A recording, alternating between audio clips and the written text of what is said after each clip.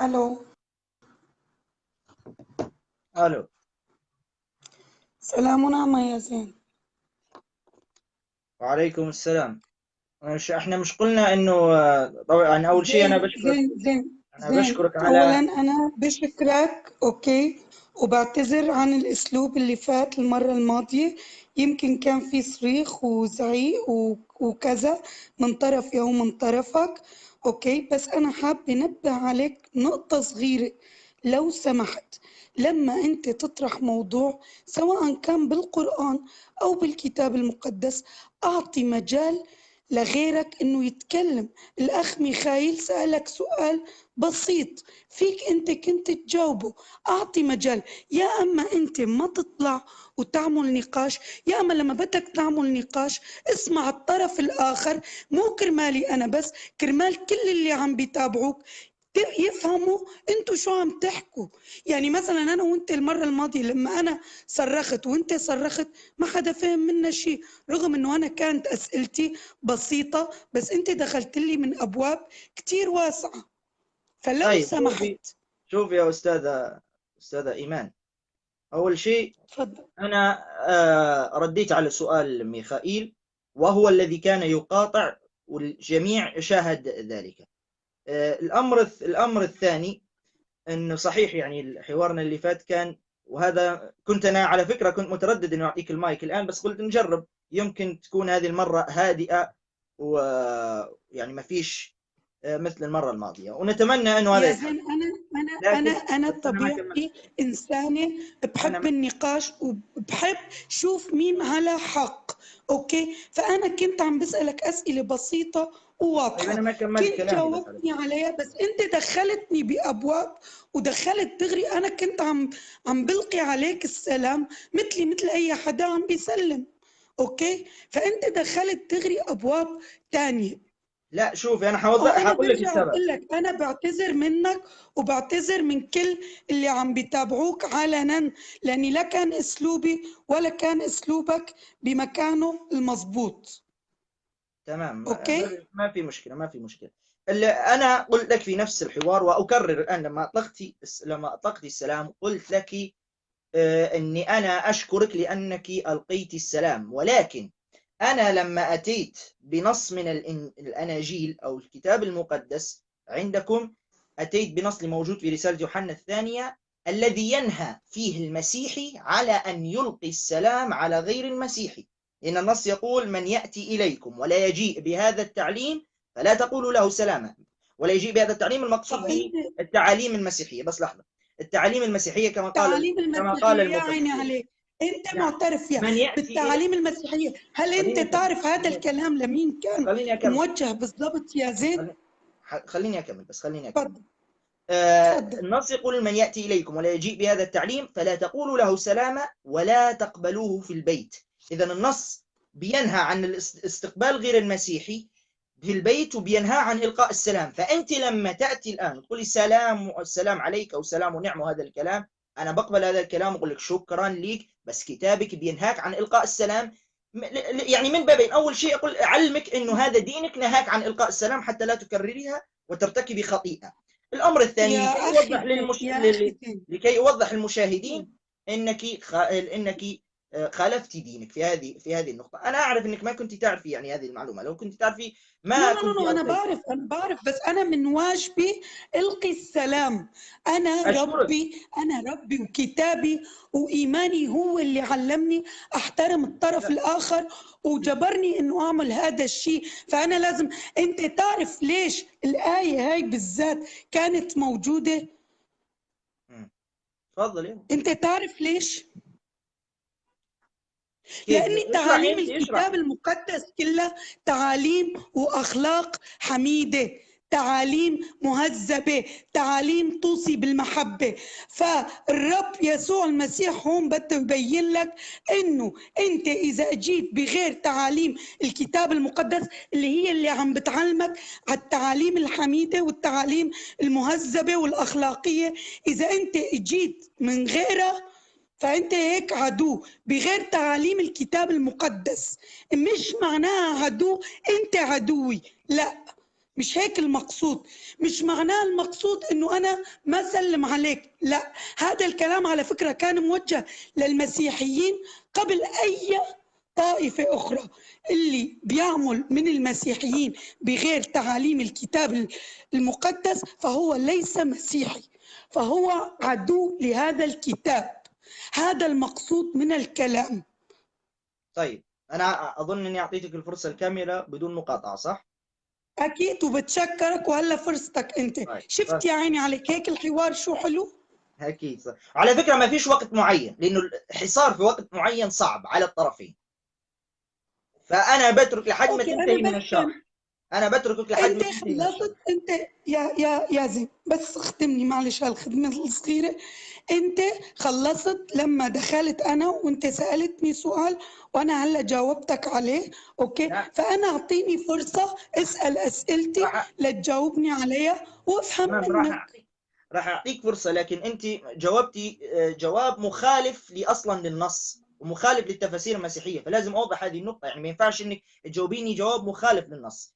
النص يقول تفضل. من يأتي إليكم. أولا قلت أنت تعليم محبة، يعني أنا مش عارف أي محبة تتحدثي عنها، إذا كان الكتاب المقدس الكتاب الوحيد الذي شرع بقتل الرضع في سفر صموئيل الأول إصحاح 15 العدد 2 طيب يا و3 حبيبي، انت الذي يقول قريت انه هو شرع بدون يا مقاطعة بس، زين، انت الله قريت بدون انت مقاطعة قريت انه هو شرع القتل، بس بدون هل قريت بدون مع مقاطعة تشريع القتل الاسباب؟ بس. اقرا الاسباب يا راح أقرأ روحي، راح أقرأ اقرا راح أقرأ الاسباب. تمام، راح أقرأ اوكي. راح أقرأ. فأي محبة إذا كان كتابك الوحيد على وجه الأرض، ما فيش كتاب، لا كتاب طب ولا اقتصاد ولا دين ولا أي شيء ولا قانون ولا أي كتاب على وجه الأرض شرع بقتل الرضع سوى كتابك الذي تقدسينه، الذي قال فالآن اذهب واضرب عماليق ولا تعفو عنهم، بل اقتل رجلا طيب وامرأة اوكي. طفلا ورضيعا. بس خليني أكمل يا أختي. ولا تعفو عنهم بل اقتل رجلا وامرأة طفلا ورضيعا. أنت قلت الأسباب، بالله عليك هل يوجد أسباب لقتل الرضع الذي يرضع من ثدي أمه؟ إذا عندك أسباب أنت أذكريها أمام الجميع، أشرحي أمام الجميع أن هناك أسباب لقتل الرضع الذي يا زين يرضع من ثدي الاسباب أمه. مذكوره هل هناك بالكتاب أسباب؟ المقدس. يا طيب بس زين يا خليني زين، انا أوضح قلت لك أنك لك اياها فسرتي النص قبل خطأ. هالمره. كان في اربع خطايا، كان في اربع ماشي، خطايا حاعطيك وخطايا فرصة كبيره. تردي على فكرة، كان راح أعطيك لازم. فرصة. بس لحظة، راح أعطيك فرصة تردي، بس خليني أوضح لك خطأك في النص اللي أنت قلتي.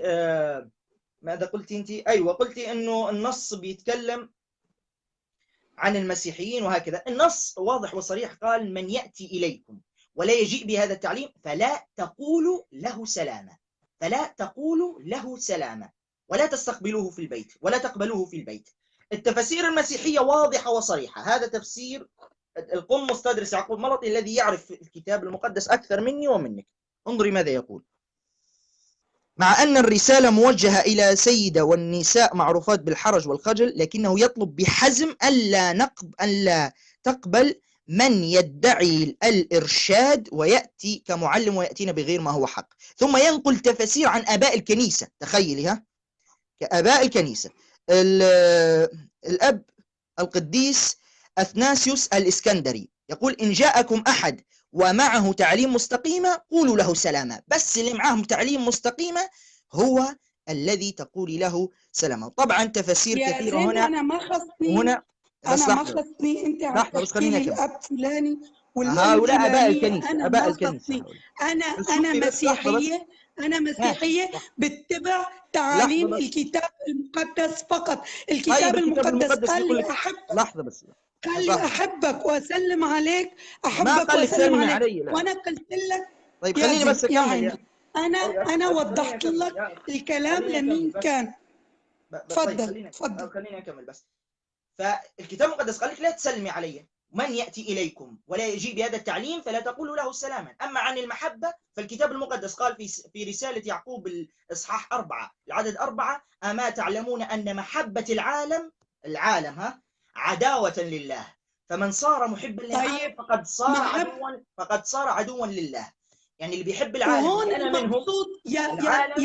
يا بدون عزيزي، مقاطعة يا عزيزي، بدون الكتاب مقاطعة بس خليني المقدس. أوصل يا فكرة. زين لو سمحت، أنا عم بسمعك، من حقك إنك أنت هلا تسمعني.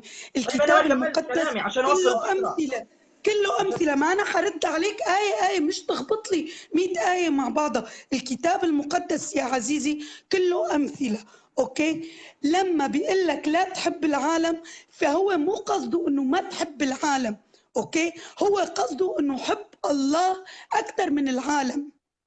فمو قصده إنه، مش المقصود إنه لا تحب العالم اكره العالم، مش قصده هيك، مش قصده هيك أبداً. أنا ما بيصير آخذ الآية وفسرها على ذوقي، لا، ما أنا بدي أقرأ سياق الآية قبلها وبعدها. روح على التفسير المضبوط من الكتاب المقدس، لأن جبت لك الكتاب المقدس تفاسير ما في أنكرتيها. داعي يجي بابا فلان وماما فلانة تفسر الكتاب المقدس. الكتاب المقدس واضح وصريح وفيك تسأل فيه أهل العلم. ما تجيب لي كتب كتبوه آباء وكهنة وما بعرف، لأني أنا هدول كلامهم كله ما باخذ فيه. أنا باخذ كلام طب ما أنت الكتاب قرأتي المقدس تفاسير مسيحية. بس. طيب أجيب لك تفاسير منين إذا كان مش الآباء؟ ما هم الآباء هم ما المفسرين خصني أصلا. أنا. أنت طيب إذا خليني أنت أوضح. أنت بتعترف بكتاب الآباء، فأنا ما بعترف فيه. أنا لا ما بعترف بعترف، أنا حجة بيسوع عليك. المسيح حجة عليك. الإله الحي، وبعترف بالكتاب طيب. المقدس. يا طيب عيني ماشي، يا خليني روحي، بس. خليني الكتاب أوضح لك. واضح قدامك. ماشي خليني أوضح لك. أنا جبت لك نص بيقول: أما تعلمون أن محبة العالم عداوة لله. الأستاذة قالت لا، مش معنى محبة العالم عداوة لله يعني ما تحبوش العالم. يعني أفهمها كيف؟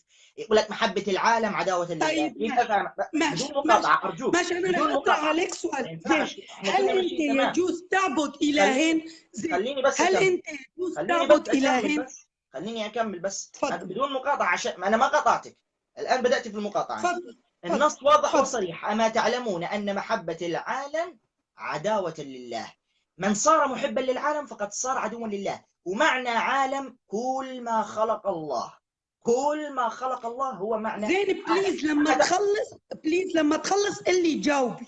بليز أنا رح ضل ساكتة لبين ما أنت تعطيني ماشي. المجال لجاوبك. طيب بليز.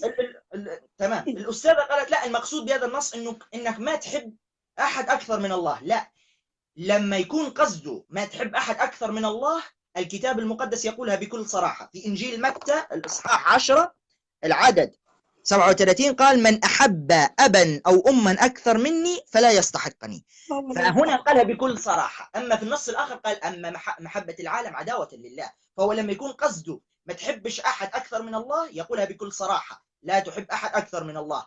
بس النص هنا قال لك محبة العالم عداوة لله. لما أنت تحب واحد، أي واحد من العالم أيا كان، أنت عدو لله بحسب هذا النص. الأخت قالت جيب لي تفاسير. طب أنا جبت لك تفاسير للنص الأول: ولا تقولوا له سلامة. قلت لي لا لا، أنا ما بقبل هذه التفاسير. طب أجيب لك إيه بالضبط؟ مش فاهم أنا يعني حقيقة. جبت لك تفسير أنا ناطرتك وبعدين لتخلص يا زين، بس تخلص اللي تفضلي، خلاص أنا مشان خلصت. أنت كمان تسكت لما أنا بحكي. طيب تفضلي بس واشرحي عن أسباب قتل الرضع، لأن أنت قلتي لما ذكرت لك نص قتل الرضع لا لا لا لا, قلتي لا. أنا لي بدي أشرح لك الآية اللي أنت قريتها. أنا اشرحي مصرة على كله. الآية اللي أنت قريتها. طيب اشرحي كله. خلصت؟ ايه أوكي، تفضل. بس بليز ما تقاطعني مثل ما أنا ما قاطعتك لو سمحت. تفضل. لما بيقول لك لا تحب العالم، انت بتعرف يا زين، انت كشاب واول نضجتك للحياه في بالعالم النساء والخمور وال الى اخره. اوكي، لما انت بدك تجي تحب هالعالم وتحب نفسك مع هذا العالم ومع الوساخه اللي صايره بالدنيا الموجوده، انت رح تنسى الله، رح تكون عدو لله، تبعد بعد تماما عن الله. هون هذا كان المقصود. فهمان علي؟ المقصود انه لا تحب شهوة العالم ولا تحب العالم هذا اللي انت عايش فيه. اوكي، حب الله بس. هذا هو اللي كان المقصود يا زين. وانت عم تفهم علي، انت شاب واعي وناضج وعم تفهم علي انا شو عم بحكي. اوكي، مش بيقول لك اكره العالم اجي انا اقتل زين واذبحه بما انه عقيدته مش مثل عقيدتي، وروح اذبح هذا لا، مش هيك بيقول. لاني حب العالم يلهيك عن حب الله.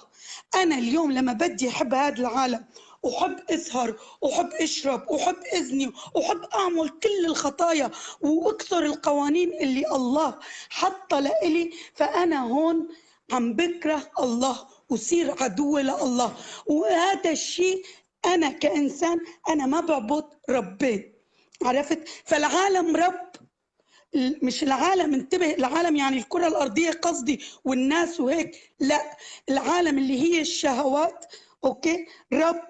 وربي اللي هو خلقني وخلقك وخلق السماوات والأرض والكون كلياته رب. فأنا ما بحب العالم أكتر من ربي، وبعتقد أنت كمان ما بتحب العالم أكتر من ربك.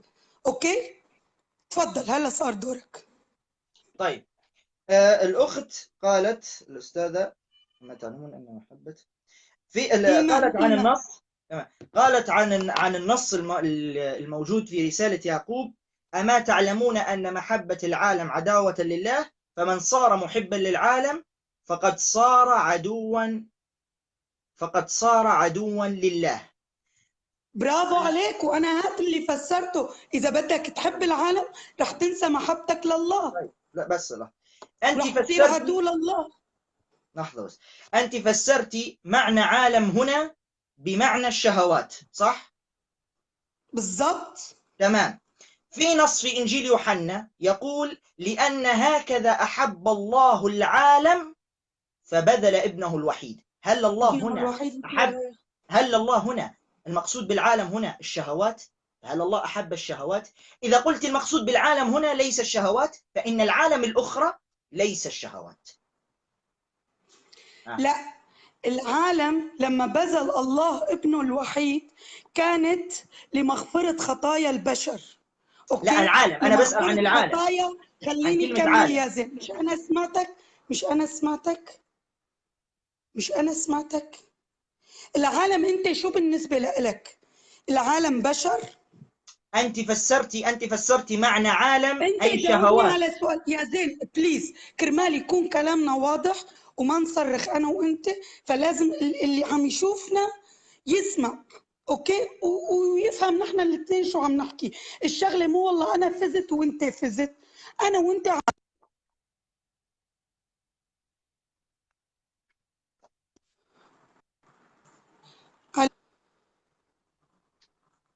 أيوة معك. الو، يا سوري معلش. هل العالم انت بنظريتك هي ناس وبس؟ لا، أنت فسرتي معنى عالم أي شهوات. جاوبني لا، يا أنا زين، قلت يا لا لا زين، أنا قلت لو العالم. سمحت. لا، أنا لو قلت سمحت، العالم. ايه، لاني هقول لك العالم راح مليء أقول لك بالشهوات راح أقول لك الردية. أنا بالنسبة لي العالم مليء بالشهوات الردية. يا زين بس جاوبني على سؤالي. راح هل جاوب، بس انت أعطيني فرصة. بمنظورك هل انت بمنظورك كشيخ زين العالم هو الناس بس؟ ما فيك راح تقول جاوب، خليني بس أعطيني على. فرصة، راح جاوبك. العالم تفضل. العالم العالم هو كل ما خلق الله. هذه معنى عالم في اللغة، كل ما خلق الله. أنت قلتي معنى عالم شهوات، أنا قلت لك أن عندك نص يقول فيه: لأن هكذا أحب الله العالم. فهل معنى أحب الشهوات؟ هل ستفسري عالم هنا بمعنى الشهوات؟ إذا لم تفسريها بمعنى الشهوات، إذا النص الآخر الذي يقول: أما تعلمون أن محبة العالم عداوة لله، إذا ليس المقصود بها الو، الشهوات كما قلت.